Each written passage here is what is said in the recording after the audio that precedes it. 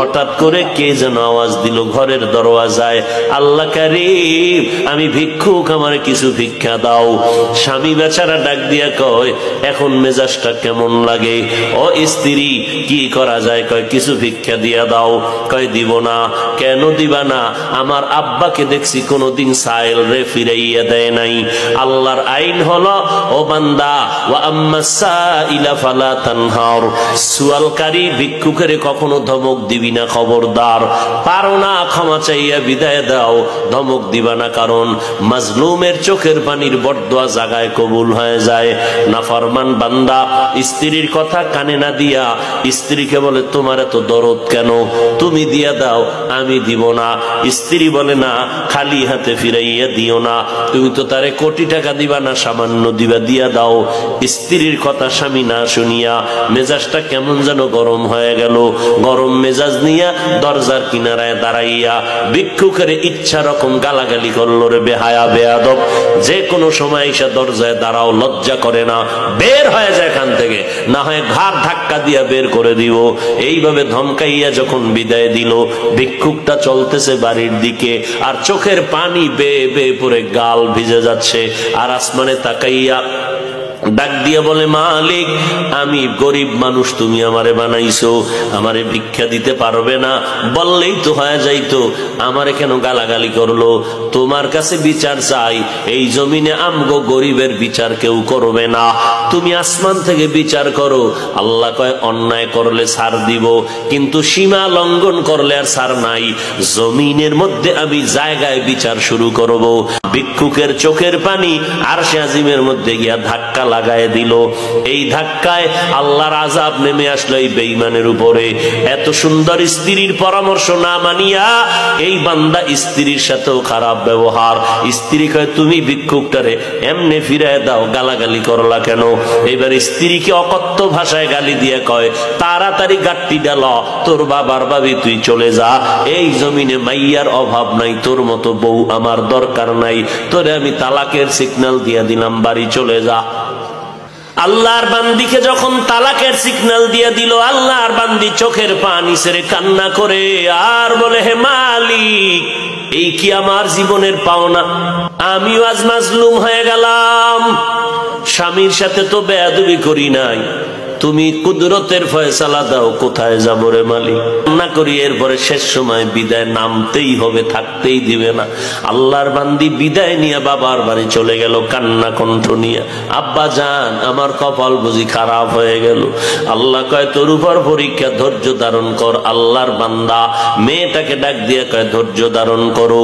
আল্লাহর বান্দি ঘরের মধ্যে আছে, এখন বাবার ঘরে থাকে, আল্লাহর কাছে নামাজের মুসাল্লায় বৈশা কান্না করে, কোরআনের তেলাওয়াত করে, আর আল্লাহর কাছে বলে, আল্লাহ তুমি দয়া করে আমাকে মাফ করে দাও।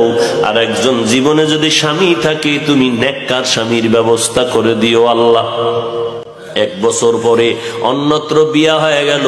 এবার স্বামীটা পাইল খুব ভালো, ভালো স্বামী পাইয়া সুন্দর জীবনের ফুলের বাগানের সংসার চলতেছে।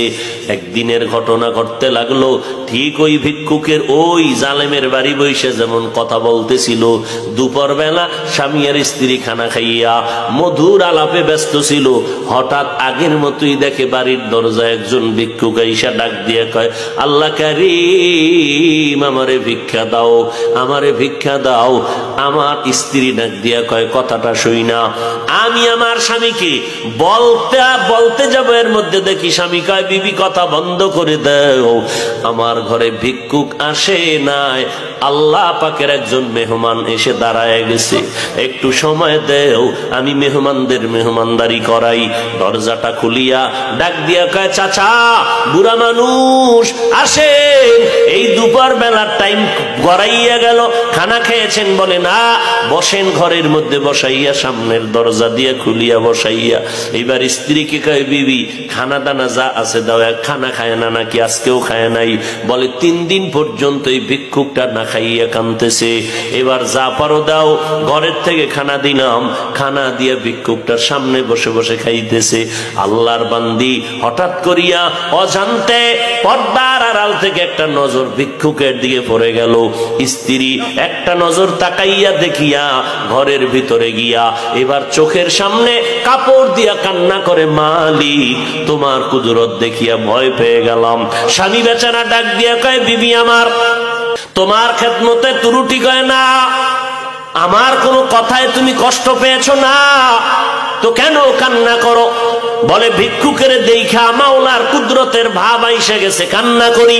বলে কিসের কুদরত? ভিক্ষুক আসা তো কোনো কঠিন কিছু না, কি কুদরত? বলে ওই ভিক্ষুকটার চেহারায় সামান্য একটু নজর পড়া মাত্র আমার যেন মনে হইল আমার আগের স্বামীর চেহারার মতো দেখা যায়, আমার আগের স্বামীর চেহারার মতো দেখা যায়। বলে বিবি তাই নাকি? বলে হ্যাঁ।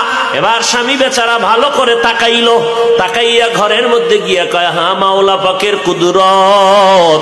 এরে বিবি, এই স্বামীর ঘরে তুমি ছিলা? বলে ছিলাম। বলে কতদিন? বলে দীর্ঘ বছর। থাকার পর তোমার বাড়িতে কোনো দুর্ঘটনা হয়েছিল নি? কয় হ্যাঁ হয়েছিল। কি? কয় ওই স্বামীর বাড়ি থাকতে একজন ভিক্ষুক গিয়া আমার দরজায় দাঁড়াইয়া আল্লাহ কারিম বলে যখন ডাক দিয়েছিল, আমার স্বামী ওই ভিক্ষুকটারে পারে না ঘাড় ধাক্কা দিয়া বের করে দিবে, গালাগালি করেছে। আমি স্বামীকে বাধা দেওয়াতে স্বামী আমার সাথে খারাপ আচরণ করিয়া তালাকের আওয়াজ দিয়ে আমাকে ঘর থেকে নামাইয়া দিছে। স্বামী বেচারা কয়, আল্লাহ পাকের কুদরত বড় কঠিন। ওই ভিক্ষুক যখন কান্না করেছিল, আল্লাহ তুমি মেহেরবানি করে বিচার করো।